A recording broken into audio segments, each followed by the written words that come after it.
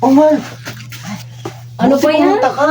Tangaling tapat, natutulog ka. Akala ko talaga hindi ka pupunta kasi hindi ka nagre-reply sa text ko. Hindi mo sinasagot yung tawag ko. Alam mo namang hindi kita matitiis eh. Buti na lang talaga pumunta ka. Kasi mahal kita. Akala Pero ko bakit ka talaga- naman nakahubad? Alam mo, ang lamig-lamig nung hinihigaan mo. Eh kasi yung damit ko, 5 araw ko na kasing suot yun. Eh nangangatin ako kaya hinubad ko na. O bakit di ka maglaba? Wala pa kasi akong pambili ng sabon. Gawa ng di nga kami napasahod ni Foreman eh. Sabon lang mahal, wala ka pang pambili. Eh, Parang 7 lang ata yun. wala pa kasi akong pera sa ngayon kaya hindi ako makabili-bili. Bakit kasi hindi ka maghanap ng trabaho? Yung regular, yung hindi pa extra-extra. Ang laki-laki ng katawan mo. Oh. Alam mo naman, mahal, hindi pa ako handa sa ganyan. Hindi ka pa handa, 45 years old ka na. Hindi ka pa handa, mahal.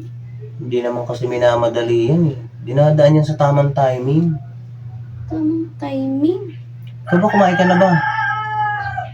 Ay, Huwag kang mag-alala, sige. May plato na kami. May plato na ako. Huwag kang nakabili mag-alala. ka na ng plato? Nakabili ako kahapon ng plato, kaya huwag Mabuti kang mag-alala. naman. Tsaka ito pa maganda, ha? Hindi na toyo ang ulam mo. Meron na tayong pritong bangus. Wow, mukhang asensado na tong mahal ko ah. Alam mo naman, mahal, eh, basta para sa'yo. Gagawin ko lahat. O sige, sige na. Sige. Hindi ako kumain sa school eh. Oo, ito sakto. Ayan, yung plato. Takay ka na. Dito ako kakain?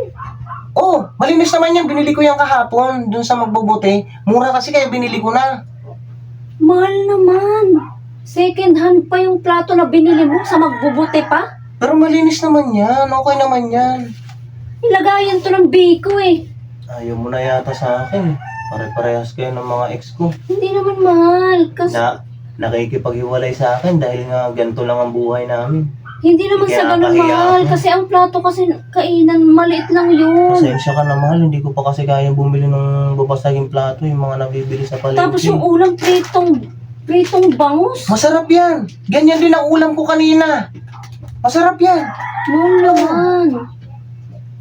Ayaw mo na yata sa akin dahil ganyan kami dito. Hindi. Sige, kakain na ako. Kaya yung... Kakain na ako. Sige, kumain ka. Masarap yan. Sabi ko sa'yo, masarap talaga yan. Diba? Tapos sabayan mo pa nito. Oh. Masarap tong bangus na to. Nasabi ko sa'yo, yan ang ulam ko kaganina. Napakasarap niyan. Ano Talagang... to? Natinig ka? Naku, hindi yata boneless ito nabili ko ah. Ano?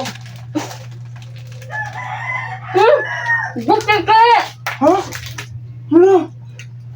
Kadiri ka, ba't may butikid? Kevin! Ano nangyari sa'yo? Bakit may butikid dyan, mahal? Ano ka ba? Si Kevin to.